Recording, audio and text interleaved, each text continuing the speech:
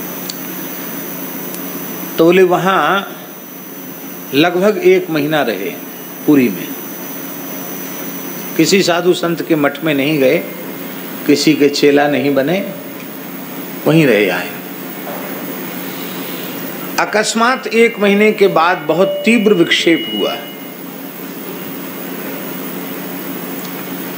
भजन में बिल्कुल मन नहीं लगा, राम नाम बंद जैसा हो गया।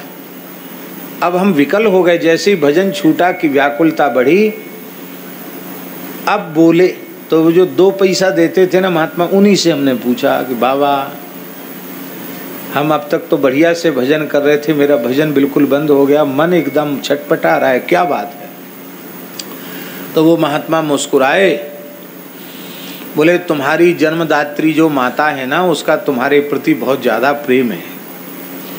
उसने खाना पीना छोड़ दिया है, वो मरणासन्न है, एक ही आशा में प्राण टिके हैं कि वो तुमको देखना चाहती है।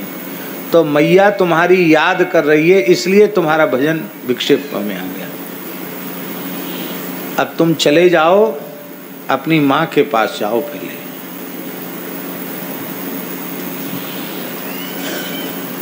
महात्मा ने कहा और हम लौट के गांव आ गए। तो मैया तो खटिया पर पड़ गई थी एकदम। मैया को बड़ी प्रसन्नता हुई, रोने लग गई। और रोने क्या लगी, धीरे धीरे मैया ठीक होने लगी। उसने भोजन भी शुरू कर दिया, अब तो ठीक हो गई मैया, चलने फिरने लगी। तो मैया के प्रेम को देख के मैंने मैया को वचन दिया कि जब तक तेरा शरीर है तब तक हम कहीं नहीं जाएंगे। शरीर नहीं रहेगा तभी हम अब द्वारा घर छोड़े, तुम हमको छोड़ के जाओगे तो नहीं। बोले अच्छा हम प्रतिज्ञा करते हैं, जब तक तुम्हारा शरीर है नहीं जाएंगे। कई मुश्किल से महीना भर हुआ था माँ के पास रहते, मैया ठीक हो गई थी। एक दिन नेक बुखार आया, बुखार थोड़ा तेज हो गया, और मैं मैया के पास बैठा था। और मैया बोली कि बेटा अब मैं नहीं बचूंगी। तो हमने कहा मैया बेटा बेटा मत कर, राम राम कहे। तो कहा बेटा राम राम, और शरीर पूरा हो गया। तो कहे मैया की आसक्ति बाधक थी, तो ठाकुर जी ने पिताजी और किसी के प्रति तो आसक्ति ज्यादा थी नहीं, मैया के प्रति आसक्ति हो गई थी। तो ठाकुर जी ने महीना भर के भीतर ही मैया को ले लिया। जिस दिन मैया का संस्कार हुआ उसी रात को हम भाग गए। अब 13 दिन भी नहीं रुके कि मैया का भोज भंडारा हो जाए तब जाऊं। महाराज के बड़े भाई भी थे, पिता भी थे, छोड़ के चले आए। और फिर चले तो वृंदावन आए, पैदल चल करके वृंदावन आए। वृंदावन टोपी कुंज नामक स्थान में रहे। निम्बार्क संप्रदाय का स्थान था। परम सिद्ध संत बाबा श्री माधव दास जी भक्तमाली, जिनसे पूज्य पंडित श्री जगन्नाथ प्रसाद भक्तमाली जी ने भक्तमाल का प्रसाद प्राप्त किया था, वे भगवत प्राप्त महापुरुष थे। श्री महंत माधव दास जी महाराज उच्च कोटि के महात्मा जी। उनके प्रति बड़ी श्रद्धा उत्पन्न हुई, उनके पास रहने लगे। कुछ दिन उनके पास रहे। एक दिन आग्रह किया कि महाराज हमें दीक्षा दे दें। तो उन्होंने, वो ध्यानस्थ हो गए बाबा माधव दास जी। बोले मैं तुम्हारा गुरु नहीं हूँ, तुम्हारे गुरु पहाड़ी बाबा खाक चौक में हैं। तुम 3 जन्म से ब्राह्मण हो और 3 जन्म से साधु हो, तुम्हारा 3रा जन्म है। और तुम्हारे गुरु खाक चौक में है, उनका अमुक नाम है। वो जल्दी किसी को चेला बनाते नहीं, पर तुम चले जाना, हमारा नाम लेना तो वो तुम्हारे ऊपर कृपा कर देंगे। तो महाराज कहते वहाँ से टोपी कुंज से हम आए तो खाक चौक आए। पूज्य परम गुरुदेव श्री स्वामी लक्ष्मण दास जी महाराज विराजमान थे। उनको बताया, बाबा माधव दास जी की आज्ञा सुनाई, तो उन्होंने दीक्षा दे दी।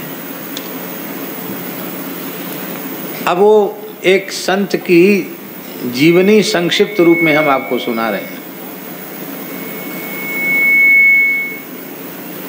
गुरुजी ने कृपा तो कर दी, और सबसे पहले उन्होंने गैया का गोबर उठाने की सेवा में लगाया।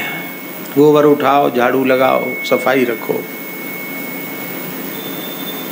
तो गैया चराने जाओ, तो गैया चराने चले जाते पल्ली पार जमुना जी के।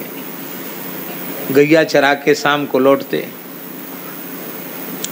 रात को बची हुई ब्यारू की रोटी ले जाते, बासी रोटी वही खा लेते। शाम को गैया चरा के लौटते, वहीं से लकड़ी कंडा लेके आते। इस तरह से 2-3 साल तो गौ सेवा करी, गोबर उठाया, गैया चराई, गैया की धार काढ़ी। इसके बाद गुरुजी ने कहा बर्तन मांजो, तो भंडार के पात्र अमनिया करने लगे। बाद में गुरुजी ने कहा कि अब तुम रसोई में भर्ती हो जाओ। तो गुरुजी ने सब सिखा दिया। तो कहते रसोईया हो गए ठाकुर जी के। सब चीज बनाना जानते थे, सब प्रत्येक मिठाई बनाना जानते थे महाराज जी। मालपुआ तो ऐसा बनाते थे, छोटी मोटी उम्र में नहीं, 200-300 संतों की रसोई है, तो लगभग 115 वर्ष की आयु में महाराज जी तई पर बैठकर पुआ बनाते थे। उनके जैसा पुआ तो हमने देखा सुना नहीं, ऐसा पुआ बनाते थे। हर चीज बहुत अच्छी। तो रसोई में रहे। बाद में गुरु महाराज ने कहा कि अब तुम पुजारी हो जाओ, तो मंदिर में पुजारी बना दिया। तो कई बार विनोद में कहते थे महाराज जी, बच्चा हम पढ़े लिखे नहीं हैं, पहली क्लास है, गैया का गोबर उठाओ, गैया चराओ, ये हमारी पहली कक्षा थी। दूसरी कक्षा थी बर्तन मांजो, तीसरी कक्षा रसोई बनाओ, भंडार बनाओ, और चौथी क्लास हमारी हुई पुजारी बन जाओ। और 5वीं क्लास में पुजारी होने के साथ साथ गुरु महाराज के श्रीअंग की सेवा मिली। इसके पहले गुरु जी की सेवा नहीं मिली। इस तरह से गुरु महाराज के पास रहते रहते लगभग 20-25 वर्ष हो गया लगातार अखंड रहते हुए। तब तक कहीं नहीं गए, 20-25 साल तक सेवा ही करते रहे। एक दिन गुरुजी बोले, अमुकदास महाराज का नाम लेके आ गया महाराज जी, बोले जाओ 4 खूट घूम के आओ। अभी बोले तुम देश काली साधु नहीं बने हो, घूम फिर के आओ तब साधु बनोगे, जाओ घूम फिर के आओ। और घूम फिरने में नियम क्या दिया, 2 रात्रि से अधिक कहीं निवास करना नहीं, वाहन पर चढ़ना नहीं, द्रव्य का स्पर्श करना नहीं, धन और स्त्री के स्पर्श से अपने को बचाते हुए, वाहन पर चढ़ना नहीं है, पैदल विचरना है, और विचरने में महात्माओं का संग करना है। ये नहीं कहा केवल तीर्थ यात्रा करनी है, क्या महात्माओं का संग करना है। घूम के आओ। खाना क्या है, बोले किसी के हाथ का छुआ नहीं खाना है, भूखे रह जाओ चाहे। कोई कहता तो आटा ले लो और धूनी का 1 टिक्कड़ बनाओ, 24 घंटे में 1 टिक्कड़ खाओ और भजन करो, एकादशी जल पी के रहो, और नहीं तो निर्जल रहो। ये नियम दिया। कहते इस नियम को धारण करके 21 वर्ष तक हम घूमे। कितने वर्ष तक, कहां तक घूमे, कहते अफगानिस्तान तक पैदल गए, बर्मा तिब्बत तक पैदल गए। भारत का विभाजन तो था ही नहीं। पूरे देश की संस्कृति, कहां कहां तीर्थ हैं, कहां संतों के स्थान हैं, कहां के लोगों के कैसे संस्कार हैं, सब उनको सब याद था। और फिर इसके बाद गुरु महाराज के पास आए, बाद में फिर स्थान में विराजे, खाक चौक के महंत हुए। इतना सब करने के बाद सन 1932 में वे खाक चौक के महंत पद पर विराजमान। कब, सन 1932 में। इसके पहले 20-21 वर्ष गुरु महाराज के पास रह लिए, 20-21 वर्ष घूम लिए, तब स्थान में महंत पद पर बैठे। और 1932 में महंत पद पर बैठे और 2003 तक विराजे। कितने वर्ष विराजे हैं? 69 वर्ष हैं। 71 वर्ष तक महंत पद पर वो विराजे। हम लोग तो अनुमान ही अनुमान लगाते थे, पर सब अनुमान यही सिद्ध होते थे कि वो कम से कम 125 से 130 वर्ष की आयु के तो जरूर होंगे।